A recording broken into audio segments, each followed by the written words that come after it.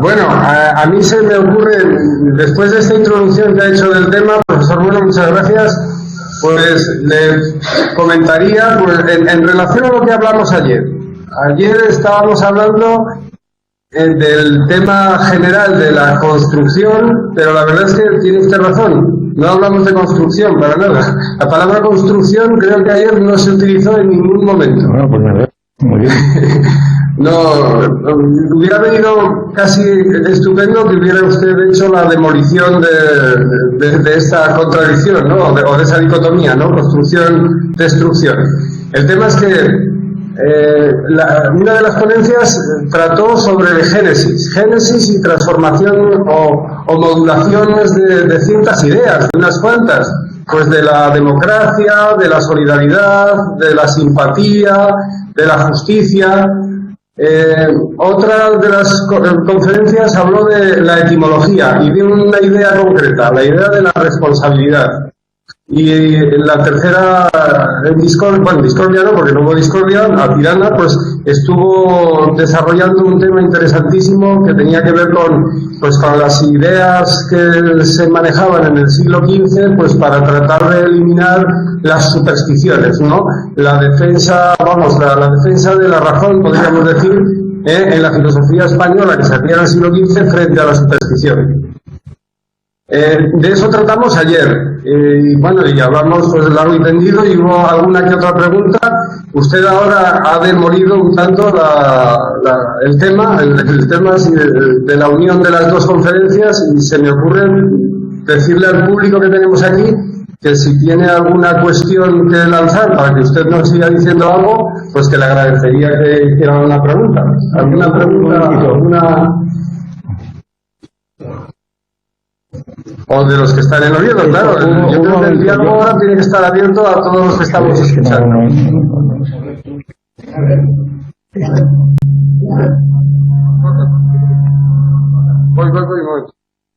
Que a mí me parece que no oyen. Que a mí me parece que según el planteamiento que hemos hecho oímos antes, perfectamente. ¿se oye? Que a mí me parece que según el planteamiento que hemos hecho antes, pues se trataría de recurrir hacia atrás y mostrar que la superstición no es tanta superstición como dicen. Claro, porque de ella ha salido el otro. Es decir, porque no es que la superstición haya sido derruida y luego aparece la razón, sino no, que la superstición tenía su razón. Y tanto es así que si no hubiera sido la otra. Estos días, a cuenta de unas lecciones que hemos estado exponiendo sobre el reino del hombre, pues hay un ejemplo que se me ocurre que tiene que ver mucho con esto. Es la construcción que figura prácticamente en todas las historias de la zoología o de la biología mejor, la construcción de la diferencia entre Linneo y Darwin. Se dice, Darwin era fijista, Linneo era fijista, mantuvo las especies son fijas, creadas por Dios desde siempre, y por tanto que no hay transformismo. Y entonces Darwin, en cambio, habría introducido el principio de la destrucción de este principio de Linneo, que era el tradicional, y habría propuesto la tesis de unas especies con otras. Es decir, esta idea pues está fundada tiene mucho fundamento, claro, esta construcción está fundada en la interpretación de Linneo como un biólogo, un botánico y zoólogo, ¿verdad?, que de algún modo controla las observaciones que ha hecho él y todos sus precedentes y sus colaboradores, que ha observado y lo ha organizado mediante una lógica de Linneo, una lógica de Porfirio, de clases, como tantas veces hemos subrayado, lógica porfiriana, diríamos, en donde las clases están definidas por una serie de notas intencionales, pero que se aplican distributivamente sobre todo a cada individuo, mientras que Darwin había roto esta lógica. La revolución darwiniana habría sido una revolución lógica antes aún que una revolución biológica, por decirlo así, y Darwin habría sostenido que las especies no existen, sencillamente, que no hay especies. Y entonces se plantea el problema de qué son las especies. Y entonces, ¿por qué hay transformación? Aunque, como sabemos perfectamente, si hablamos de transformismo es porque se suponían las especies de Linneo, aquellas que van a ser destruidas. Entonces, si no hay especies, ¿qué es lo que se transforma? Esa es la cuestión. La situación no puede ser más ridícula. ¿Verdad? Que el transformismo, que se considera como la última palabra del racionalismo biológico, el cierre de la biología, de la zoología y la botánica, puesto que unas especies vienen de otras y se mantiene inmanentemente así, regresivamente hasta el infinito. Porque claro, las especies han sido creadas por Dios, pero han sido creadas desde el principio. El principio puede ser la eternidad, claro, porque la eternidad, como ya en la famosa discusión, debate entre Santo Tomás y San Buenaventura, la eternidad, la creación puede ser ad eterno. La creación no quiere decir que en un momento dado empieza la creación, sino que puede ser ad eterno. Y entonces, la idea de que las especies son creadas ad eterno y fijas, pues es una idea que recuerda mucho pues a las ideas platónicas, a las propias ideas aristotélicas del mundo eterno, etcétera. Es decir, que Linneo es un aristotélico enteramente. Entonces, ¿qué significa Darwin? Pues transformar las especies. Claro, en esto hemos insistido mucho estos días, pues la ilustración, llamando ilustración, pues a toda la crítica a las tradiciones, sobre todo eclesiásticas, dado que Linneo al mismo tiempo estaba incorporando todo el relato bíblico de arriba abajo, estaba definiendo al hombre como Homo sapiens, y la sabiduría del que hablaba Linneo, el último extremo, es la sabiduría divina, es la sabiduría del naturalista, del hombre sabio, que puede envolver en un sistema a todos los datos de las ciencias naturales, a todos los reinos naturales, en el imperio de la naturaleza. Entonces resulta que la naturaleza es un mito a su vez, que es una idea que también tiene que ser demolida. Y entonces, en todo caso, para argumentar a Dominen, ¿en qué consiste o cómo se puede entender el significado de la revolución darwiniana si consiste si las especies no existen? Entonces hay que redefinir lo que son las especies y hay que redefinirlas sin duda por otro tipo de propiedades que tienen que ver con los géneros plotinianos que decíamos, pero que son más amplios aún, porque los géneros plotinianos quedan envueltos en otro concepto de especie más amplio, bueno, el correlato de especie, que más o menos consiste, para decirlo rápidamente, pues en definir una especie por un conjunto de particularidades o de componentes físicos que ya utilizó el propio Linneo en sus famosos géneros, pero que más adelante, sobre todo hoy día, a raíz me refiero a las direcciones biológicas de esto que llaman evo-devo, evolución y desarrollo, en donde los organismos vivientes no son definidos por predicados que se aplican distributivamente, sino que los organismos son definidos por una composición de dominios, de partes, de homeobox, como lo llamó hace años el primero, aunque este primero es un tal Gehring de Basilea, aunque es citado y reconocido, sin embargo no figura en la primera línea de los grandes descubrimientos que se hicieron en Basilea, pues hacia los años 40 o 50, donde se advirtió que, por ejemplo, para citar el experimento fundamental, que además no fue propio de Gehring, sino de su maestro, el tal Hartland, Entonces estaban trabajando con mosquitas de vinagre y entonces, pues casi jugando, ¿verdad? Les iban inyectando. Bueno, primero cortaban unas placas a dos, se inyectaban, se las ponían, y entonces cuando les inyectaban capas que tenían que ver con el ojo, pues se las ponían en lugar donde estaban las antenas, y entonces producían antenas y producían también ojos, pero ojos del animal que habían cogido eso, no de la mosca. Es decir, es la idea hoy día muy generalizada de los genes saltarines, de que la evolución no se produce porque cambian las propiedades, sino porque cada uno de los organismos es un complejo de partes que a su vez son comunes hasta cierto punto a otras especies, y esas partes forman unos equipos especiales que pueden empotrarse en unas y otras.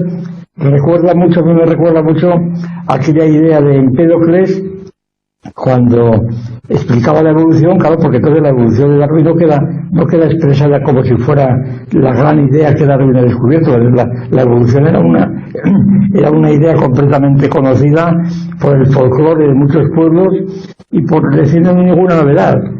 De la hibridación de Linneo, el hecho de que hay muchos pueblos en donde se creen reconocer pues los híbridos entre animales distintos, el hombre lobo o la zorra que se cruza pues con una abeja, cosa rarísima, ¿verdad? En la mitología de todos los pueblos hay todo lo que se quiera de esto. Es decir, donde quiero decir que la idea de evolución no es tal como está formulada, sí es una idea de Darwin, de Spencer mejor dicho, pero que el transformismo, que es la clave de la evolución, el transformismo es una idea conocida míticamente desde hace tiempo y no digamos aplicado a los hombres, claro, aplicado al hombre desde el Yeti hasta bueno, todo lo que se quiera. Bueno, total que entonces la diferencia, la idea de la que partíamos al tratar de expresar o de formalizar la diferencia entre Linneo y Darwin, la gran revolución, como fue considerada constantemente, la gran revolución de Darwin, que nos introduce en la época moderna. Ahora Linneo todavía es un antiguo, un aristotélico, diríamos. La teoría de Darwin, a pesar de que no está formulada así, porque si no hay especies de Nico y de la transformación, no en esas especies de Linneo o de Porfirio, sino en otras especies que hay que redefinir. Esa es la cuestión. Y entonces la diferencia habría que ponerla, por ejemplo, en otro punto, como hemos expuesto en estos días, digo, pues el Linneo se caracterizaría no tanto por el fijismo y Darwin por el transformismo, que serían dos formas de encubrir lo que realmente, dos disfraces de lo que se estaba hablando, y el disfraz darwiniano era muy adecuado para la ilustración, es decir, para los que veían en Darwin, sobre todo un instrumento para destruir la tradición bíblica y la tradición eclesiástica. Es el caso de Draper, el caso de Bertrand Russell y de toda la literatura anticlerical y por supuesto de Engels, etcétera, etcétera. Es decir, de Marx, es decir, toda la tradición anticlerical y de los materialistas del siglo XIX. Toda esta tradición estaba basada precisamente en el darwinismo como precisamente la fuente de la discusión del último reducto de la tradición bíblica que habría sido Linneo. Entonces la situación hay que cambiarla completamente, hay que destruir estas ideas, porque lo esencial del Linneo no sería tanto el fijismo, que lo era, pero no era ninguna novedad, porque Aristóteles ya era fijista y prácticamente en la antigüedad prácticamente todos eran fijistas de algún modo, salvo algunos, salvo Empédocles y otros que he dicho.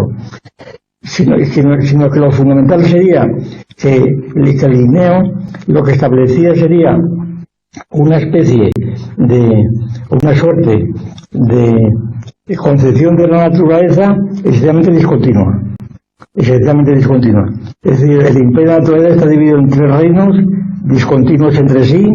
Estos reinos a su vez contienen múltiples especies y géneros y órdenes y clases que también son discontinuos entre sí, porque han sido creados por Dios, y a lo sumo reconoce que hay algunos híbridos de vez en cuando, pero sin más alcance. En cambio, y esto sería la esencia de la concepción filosófica del Linneo, de la naturaleza como una pluralidad discontinua, internamente discontinua, externamente discontinua, que se mantiene unida gracias a la providencia divina. Es decir, es la providencia divina la que mantiene en orden esta pluralidad. Tesis que de algún modo también está presente en Newton, eso no hay que tenerlo en cuenta, Newton, que influyó muchísimo en los biólogos, sobre todo en Buffon y en otros muchos, ¿verdad?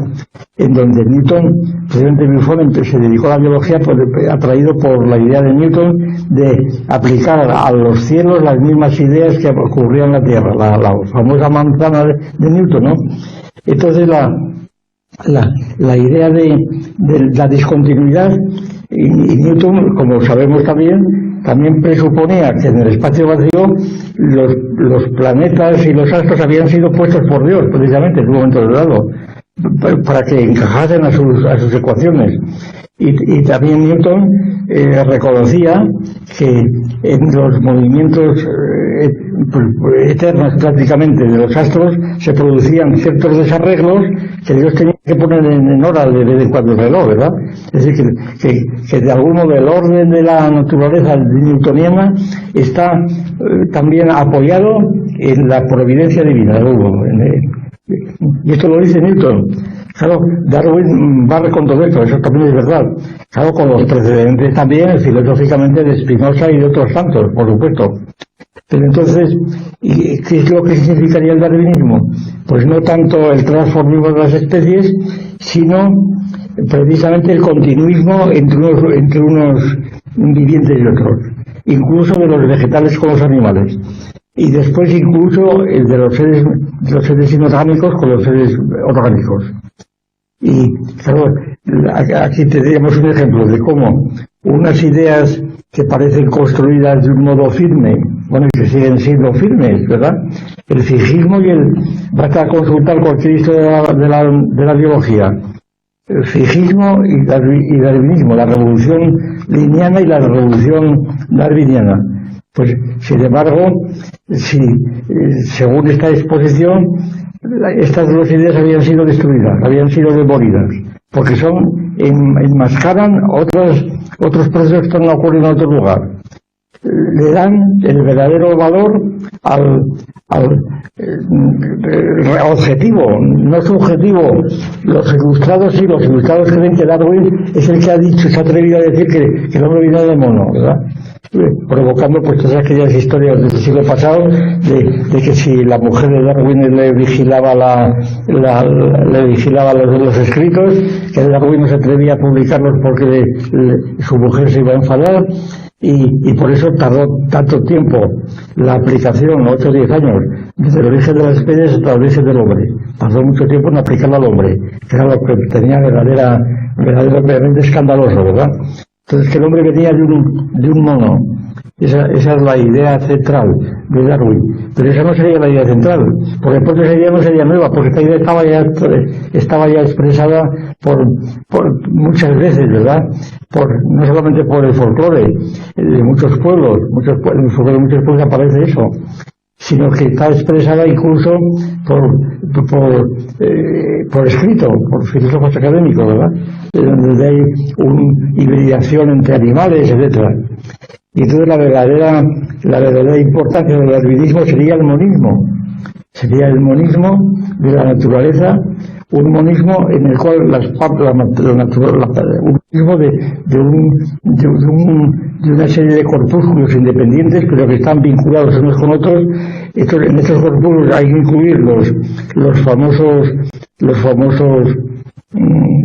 cuerpos coacervados de oparín, por ejemplo, para citar un ejemplo conocido de todos, y entonces a partir de ahí se va produciendo una evolución, pero por contacto directo unos con otros, no en virtud de unas especies que están fuera de ellos, unos patrones que están fuera de ellos, sino unas partituras, como decía von Ischl, que están escritas dentro de lo... Aquí no hay ni partitura ni nada, aquí es sencillamente que entre los reinos de la naturaleza han desaparecido los reinos de Linneo. Es lo que dice Darwin prácticamente. La naturaleza tiene 3 reinos. Lo que se deduce de Darwin es que no hay tales reinos. La naturaleza es única, no hay reinos. La mejor prueba que yo puedo aducir es el último capítulo de El origen de las especies, cuando Darwin compara la vida, la biosfera, con un árbol, con muchas ramas. Darwin no se atreve a dar el paso, además no podía porque no tenía conocimientos de química ni de física suficientes, no se atreve a dar el paso de oparín, diríamos. Ese paso lo dan, o dice que lo dan, pues el monismo que va apareciendo juntamente con Darwin, pues el monismo, por ejemplo, entre los sucesores de Darwin más conocidos, pues es el monismo de Oswald, o el monismo de Haeckel, por ejemplo, y después el monismo posterior y el monismo de ahora, ¿no? El monismo que ahora, pues con el descubrimiento del genoma, pues para el ADN parece que están completamente otra vez vueltos a la posibilidad de explicar todo por química. Es decir, la explicación de la biosfera por la química, todo es química. Y esta cuestión pues también plantea el problema de si esto realmente se puede aceptar como la última palabra a que ha llegado la ciencia contemporánea. En absoluto, ha llegado, porque más bien, a mi juicio, primero que el monismo tiene que ser rechazado, por lo menos de las coordenadas del materialismo, no cabe hablar del monismo. Hay un pluralismo total. Este pluralismo genético, claro, en muchas líneas, y esta continuidad genética no es incompatible con la continuidad transversal, puesto que la genética es longitudinal, que se establece entre los diferentes productos, los genes cotidianos. Quiero decir que aquí, en este caso, yo creo que se puede servir de ejemplo de cómo las ideas de la destrucción y de la construcción están completamente involucradas, y no se puede decir, Darwin destruye las especies de esto y construye su transformismo. Darwin no sabía lo que hacía en absoluto, porque está hablando de las especies cuando resulta que no existen esas especies. Y esto aplica en general, claro. Hay una pregunta del público que tiene en Talavera. Si no me importa, te acercas a hacer la pregunta aquí, porque si no, no hay forma de hacer la pregunta. Sí. Hola, buenas noches. Enhorabuena por la intervención. Ha hablado usted antes de que era de vital importancia el concepto de destrucción para que las ideas cobrasen valor, cobrasen fuerza después de esa destrucción. Entonces, mi pregunta es, ¿qué opinión tiene usted en relación a las filosofías orientales, como por ejemplo la de Lao Tzu y otros filósofos, pues eso, de antiguos, ¿no? En lo que para ellos, pues eso, la forma se entiende gracias al vacío y tienen esa contraposición de ideas? Muchas gracias. Bien. Bueno, pues si quieres mi opinión, sin pretender demostrar nada, yo creo que toda la llamada filosofía oriental, la de los Upanishads, la de los Vedas, y después la de las escuelas ya, el Vedanta, etcétera, pues hay muchos paralelos con la tradición occidental. Y hay libros, yo recuerdo un libro muy famoso en tiempos que ahora ya no sé la me parece que no lo voy a acordar siquiera del nombre, vamos a ver, un paralelo entre la filosofía oriental y la occidental, donde va poniendo a doble columna pues unos y otros, ¿verdad? Todas estas paralelos que fueron muy utilizados, por ejemplo, me acuerdo ahora de Gompertz y otros, llegan a decir es que, sobre todo desde que Schopenhauer rehabilitó muchas ideas del Vedanta, del budismo, etcétera, pues llegan a decir que no hubo tal distinción. Se ha comparado muchas veces el poema de Parménides con el Vedanta, ¿no? Pero la diferencia, yo creo, es esta, que la sabiduría hindú, concretamente, la sabiduría hindú, pues primero es múltiple, ¿verdad? Que hay muchas escuelas distintas. Pero tomando las más conocidas, a mí me parece que una de ellas, que es una de las más potentes, es la de Purusha, que hemos hablado. En el principio está el hombre, Purusha, la forma humana. Ese es un pensamiento completamente pues antropomórfico, mítico, mitológico, porque no hay tal forma primordial que tenga forma humana. Eso es un puro mito. Y si alguien es budista y quiere con ello pues cantar las canciones de los Beatles, pues que se divierta ahí, pero vamos, eso no convence a nadie. Por lo menos a mí no me convence, a otros como yo. Y entonces la diferencia con el pensamiento griego es precisamente esto, que el pensamiento griego es sobre todo antiantropomórfico, es decir, que ni Tales de Mileto, ni Parménides, ni Pitágoras hablaron de sujetos antropomórficos puestos en el principio, como el famoso Purusha. Pero hay otra cuestión importantísima, y es que la máxima sabiduría de la filosofía hindú se da en el silencio, el gran Brahman, ¿verdad? En el silencio. No hace falta las palabras, basta simplemente pues mediante técnicas muy conocidas, ¿verdad? Pues de ascetismo o lo que fuera, pues simplemente llegar a la sabiduría. Claro, eso es totalmente contradictorio con la tradición griega, que consiste en hablar. Es decir, el logos es hablar, el logos es la palabra, y la palabra escrita además, sobre todo. Y por tanto, si no hay palabra, no hay filosofía. Y entonces, no es que la palabra engaña. Bueno, bien, engañará, por supuesto que engaña, eso ya lo dice, estos días hemos hablado de él muchas veces. Lo dice, por ejemplo, la famosa lista de Hocke, la lista de Hocke, que al establecer la diferencia entre el lenguaje animal y los lenguajes humanos, dice que la característica propia, y eso es algo que admiten muchos lingüistas, otra cosa es, me refiero para citar una autoridad que es una cuestión donde no se puede demostrar nada, claro, donde cuando dice que la característica del lenguaje humano es la prevaricación, es decir, la capacidad de mentir. Los hombres inventan el lenguaje para mentir precisamente, porque esa es una de las funciones esenciales del lenguaje. Por eso resulta muy curioso cuando se oyen en las disputas políticas que usted mintió, que se acusan como el máximo pecado, ¿no? Usted mintió, que no mentir, todo el mundo miente, pero que tanto mentimos.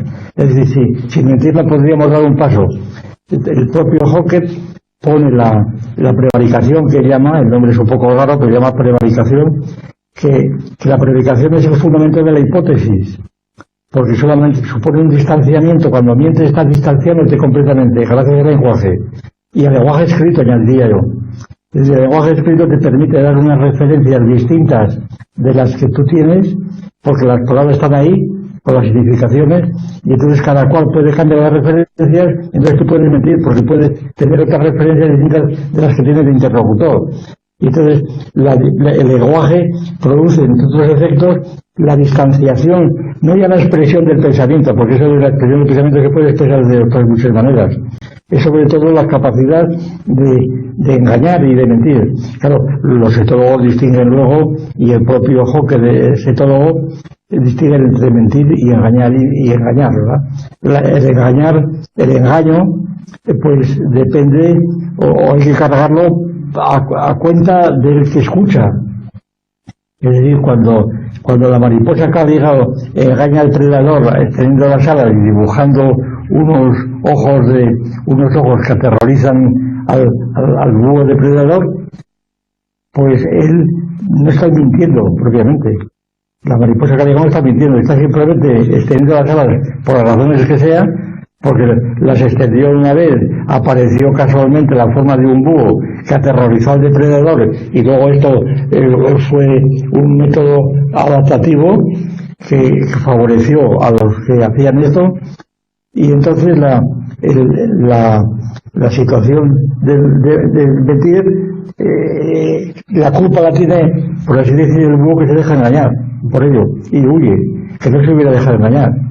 Es decir, que, por ejemplo, cuando alguien miente, la culpa la tiene el que se deja engañar por ingenuo. Es decir, es descargar la responsabilidad al que habla, mintiendo, en lugar del que escucha, no dejándose engañar. Y entonces, por eso el engaño es distinto de la mentira. La mentira corre a cuenta su génesis es porque el que habla tiene posibilidad de cambiar de referencias, y por tanto mentir. Y el que escucha no tiene la suficiente inteligencia para saber que lo está mintiendo y no dejarse caer en la mentira. Bien. Entonces, por eso que esto venía a cuento de esta opinión que pedían sobre la filosofía hindú. A mí me parece que la filosofía hindú pues es para los hindúes y para los que se hayan entrenado en estos hábitos, ¿verdad? Y en estas prácticas, y que crean, pues que como decir estas palabras que dicen, ¿verdad? De respiración o lo que fuera, que llegan a la meditación trascendental y todas estas historias, pues pueden llegar a algo, pues si llegan por mujer, como es para ellos, pues ellos lo sabrán, con su pan se lo coman. Es decir, si vemos a un hindú en meditación trascendental, en plena sabiduría, pues como no nos dice nada, nos exige un esfuerzo que a los que no somos de esta naturaleza nos parece ridículo completamente, empezar a respirar, a hacer yoga, lo que fuera, pues no estoy en la sabiduría. Bueno, pues muy bien, pues sigue en ella, ¿verdad? Pero como no me puedes explicar directamente, y yo por eso, con todos los respetos, me parece que tengo muy poco respeto a la filosofía hindú, que sin embargo me ha interesado mucho por otro tipo de razones, ¿no? Porque es muy entretenido el leer las exposiciones que hacen Vivekananda y toda esta gente, ¿no? Y claro que tanta influencia tuvieron en Alemania ya en los años 20 y 30, a partir de Schopenhauer, pero sobre todo en los años 30, pues recuerdo una anécdota que leí hace mucho tiempo de estudiante, de un físico japonés que estaba estudiando en Alemania y que un japonés, no un hindú, que estaba estudiando en Alemania, y que un día que hubo una eclipse de sol, cayó de rodillas, se salió del laboratorio y empezó allí a invocar a no sé qué dioses, a Vishnu, no sé qué. Pues muy bien. Y quiero decir que son cosas totalmente distintas, pero dicho de otro modo, que la sabiduría tal como la entendemos en la tradición griega, y esto no son 2 metros por allá lo mismo, eso es lo mismo dicen ustedes, ¿verdad? Es decir, la idea que yo tengo es que mediante los métodos hindúes no se llega a ningún lado. La funcionalidad no es la de la sabiduría, es de otras cosas distintas que pueda tenerla. Por tanto, que los métodos hindúes, por ejemplo, en España ha tenido mucho predicamento y lo sigue teniendo todavía, por lo menos todavía hace 2 años yo lo vi en el Escorial, alguien que fue compañero mío de curso, por cierto, llamado Raimundo Paniker, que era un sacerdote católico, que fue compañero mío de facultad en Madrid, y que terminó convirtiéndose, yo no sé qué situación está, él va vestido como una especie de... murió Salvador, Raimundo. Pues yo le vi hace 3 años, le vi, pues mire, me dice que ha muerto, pues mire, que en paz descanse, ¿verdad? Que el Brahma le acoja en su seno. Pues éramos muy amigos y me escribía cartas y, en fin, a mí me llamaba jansenista. Era imposible hablar con él, obviamente, porque siempre estaba con esas historias, y quiero decir que no hablo tampoco de memoria, hablo de un representante distinguido del brahmanismo, además Paniker, ¿verdad? Además pertenecía a una casta de brahmanes, y demás, bueno, te contaba una serie de historias. Y tuve un hermano en Barcelona que se llama Salvador Pariser, que también he tenido trato con él. Y pues, sencillamente a mí me parece que es una vía completamente distinta, que puede tener otras funciones para la gente, sobre todo para la gente que no quiere seguir la tradición griega, claro, helénica, llamando pues a la traducción, a logos que es palabra, que es hablar. El logos no es pensamiento sin palabras, es hablar.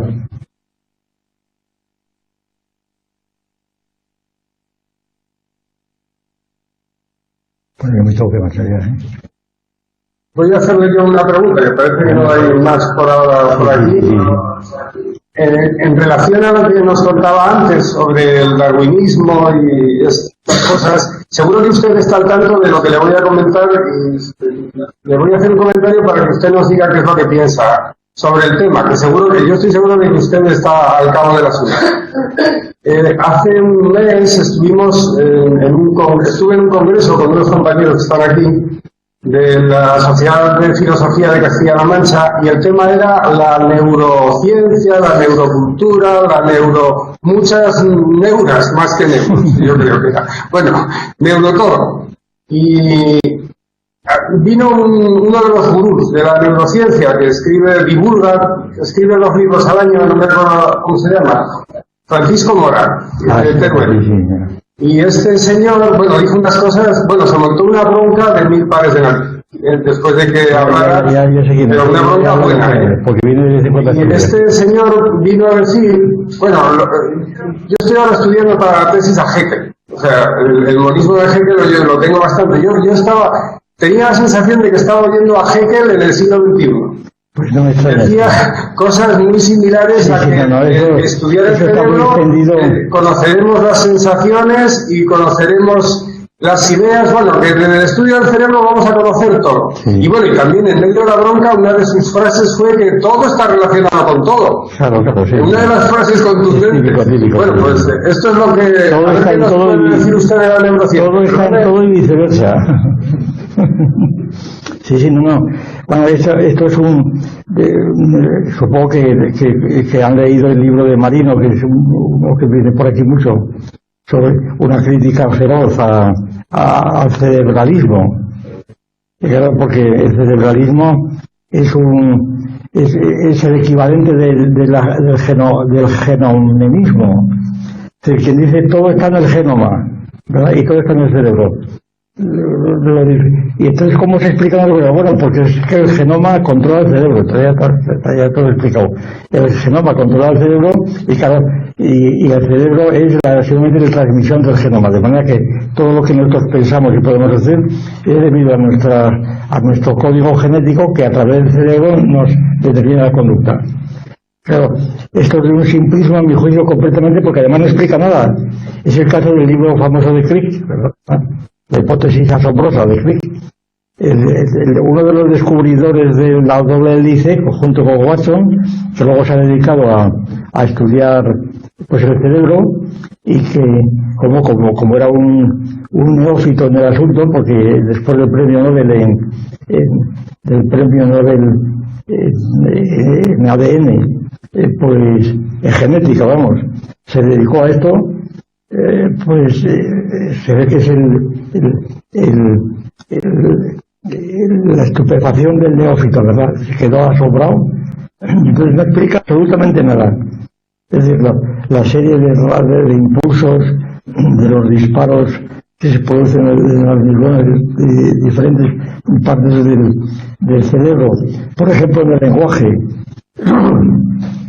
El lenguaje depende de que aparezca precisamente uno de estos genes saltarines, ¿verdad? Que aparezcan y se deposite el famoso FOS-X4, que se deposite en una zona en otra. De ahí depende de que el hombre neandertal empezase a hablar o no. Claro, eso no explica nada, porque resulta que ese gen aparece también en el hígado, aparece en otro lado y no habla el hígado. Es decir, que son cosas completamente interpretadas con una especie de afán de pensar que por haber localizado un gen, que además no se conoce cuál es, porque son cosas fragmentarias que pueden combinarse con otras cosas, creen que con eso ya está todo explicado y no explica nada.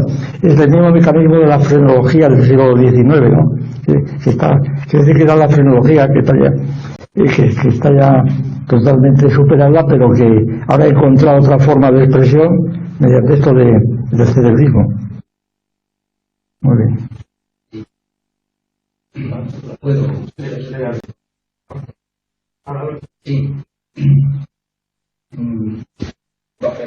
Vamos a ver, yo quería formularle a don Gustavo la siguiente pregunta. Pero previamente, pues, en un principio no contaba yo con esta posibilidad, porque esta...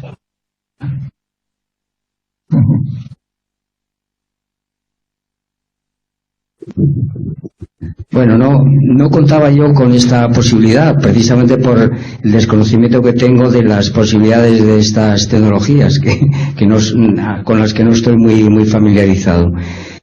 Pero la exposición de don Gustavo siempre produce naturalmente pues estimulaciones, ¿no? Y yo quisiera hacerle una pregunta en la línea que él ha presentado aquí acerca de que las ideas correlativas de construcción y destrucción pues hay que tomarlas con cierta cautela y hay que administrarlas con una cierta prudencia. Y voy a tomar precisamente el ejemplo, ese brillante ejemplo que él nos ha puesto, sacado de la introducción a la monadología de Leibniz, porque él precisamente se refiere a la destrucción de la extensión o de la precisamente a través de una idea límite que es el punto, que es inextenso, ¿no? Y se ha referido precisamente después sobre todo ha tomado el lado que podemos dar de cálculo diferencial, la integración. Ese punto integra una cantidad de operaciones, ¿verdad?, que naturalmente nos remiten a muchas dimensiones, a triángulos, etcétera, ¿verdad?, en su caso límite. Pero yo quería poner sobre la mesa la otra parte que él expone en esa misma introducción, que es la idea de derivación. También por derivación, a partir de ese punto que es un caso límite, pues podemos obtener, ¿verdad?, pues los valores por armonía de cantidad de ángulos, a través precisamente de sus cosenos y en una palabra, que la idea de derivación nos lleva a un campo que es insospechado, que es que no se puede, y en cierta medida esto que él ha llamado destrucción de la extensión, ¿no?, a través de la idea límite de integración, pues ahora yo retomo la idea de derivación precisamente para insinuar que las ideas que previamente parece que han sido situadas en situaciones que han sido colocadas en una situación límite, pues precisamente por derivación obtenemos otras ideas que en un principio estaban completamente insospechadas. Lo que le quiero preguntar a él es si precisamente en esta idea de derivación tenemos que nosotros colocar la aparición de ideas nuevas a partir de otros sistemas, y no porque desde el sistema desde el que se proponen estas nuevas ideas pues se haya quemado, se haya triturado en el sentido de haber hecho desaparecer las ideas enteras, sino por un ejercicio de derivación.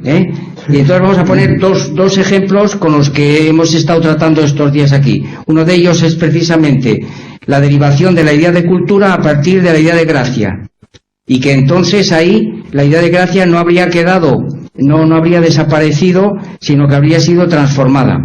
Y entonces en la idea de derivación, figuras importantes de esa derivación, igual que en el caso de la geometría, pues tenemos los cosenos, etcétera, pues aquí pues impresiones teológicas, transformaciones, y que entonces sólo así podemos entender cómo aparecen nuevas ideas, no por el hecho de que hayamos hecho desaparecer completamente, en el sentido devastador de la palabra, las ideas que las precedían, sino que las hemos transformado por derivación. Y entonces el otro ejemplo es el que nos está exponiendo estos días a propósito de la idea de hombre. como otra derivación, por transformación, donde también interviene la inversión teológica, y con esto pues me estoy refiriendo yo a sistemas pues filosóficos medievales, ¿verdad? La propia idea de hombre, pasada justo naturalmente con una especie de armadura política que es el imperio, como nos ha estado exponiendo estos días, el imperio católico en este caso, ¿verdad? Y que entonces la nueva idea de hombre, la construcción que está haciendo él de esta idea de hombre, pues no puede en absoluto olvidarse y obviar justamente esa otra idea inicial atravesada por otra idea de imperio que a su vez procede de la incomunicación de categorías de imperio que son incompatibles, ¿no? Esta es la idea, esto es lo que le quiero preguntar. Pues me parece muy plausible, y me parece que sí, que es un ajuste que creo que es muy importante y que yo lo mismo lo utilizaré. Una cuestión muy importante acerca de la idea de hombre es que, abundando lo que usted dice, claro que la idea de hombre moderna está fundada en el relato bíblico. El hombre es Cristo. El hombre el hombre en el relato bíblico de evangélico, en este caso, pero también el bíblico, claro, en el Nuevo Testamento. El hombre es Jesucristo. Me repito otra vez aquello de Pascal. Solamente conozco a Dios a través de Cristo. Es decir, que entonces el hombre es, en la época cristiana, es el cristianismo, es Cristo, y no es otra cosa. Y que si no hubiera sido por Dios, no habría sido el hombre. Eso tiene mucha importancia porque entonces, la famosa cuestión, y aquí me remito a un artículo que Gustavo Bueno Sánchez, aquí presente, ha hablado sobre el humanismo, que yo lo estimo como un verdadero descubrimiento, haber descubierto lo que, vamos, lo confieso que daba por supuesto, que ante libros como de Burkhardt y demás, que el humanismo es una cuestión de renacimiento, ¿verdad? Que el tema del humanismo es una cuestión de renacimiento. Y que y así hay libros que se llama El Renacimiento y el Humanismo, el Renacimiento, bueno, pues según la exploración minuciosísima que ha hecho en un artículo, no sé cómo se llama, el humanismo o algo así, pues que el humanismo aparece en el Renacimiento, es una palabra que aparece en el siglo XIX, ¿verdad? Nada menos que eso, ¿verdad? Es decir, que llega a la mayor. Es decir, hablar de humanismo del Renacimiento pues no tiene sentido porque no utiliza la palabra humanismo. Utiliza la palabra humanista, pero los humanistas tenían otro sentido. Humanistas son unos especialistas en griego y latín, unos pedantes, que decían entonces, ¿no? Los que van andando a dar clases particulares a una serie de adolescentes, ¿verdad? Y van a pie y por eso llaman pedantes. Y entonces, estos eran humanistas, pero los humanistas no tenían que ver con el humanismo. Hombre, sí, a veces pues tomaban modelos ciceronianos o lo que fueron, ¿no? Pero era otra cosa diferente. El humanismo, en el sentido que aparece hoy día, el humanismo como opuesto sobre todo al filoteísmo, al filantropismo, la famosa oposición filantropismo y humanismo, que es una justaposición que, por cierto, yo la he visto utilizada ya en este siglo, vamos a ver, en un libro llamado Tántalo, el futuro del hombre. Un libro, una colección famosa que apareció en Inglaterra, en los años 20 a 30, donde intervino pues Russell, que tomó como modelo más que a Tántalo, como Russell fue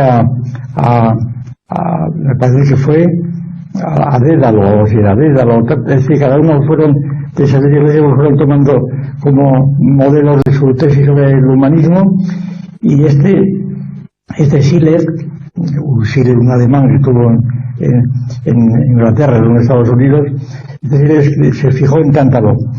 Y este hombre, después de explicar la situación en los años 30, de la catástrofe de la humanidad y del humanismo, pues dice que el único remedio que cabe es la eugenesia.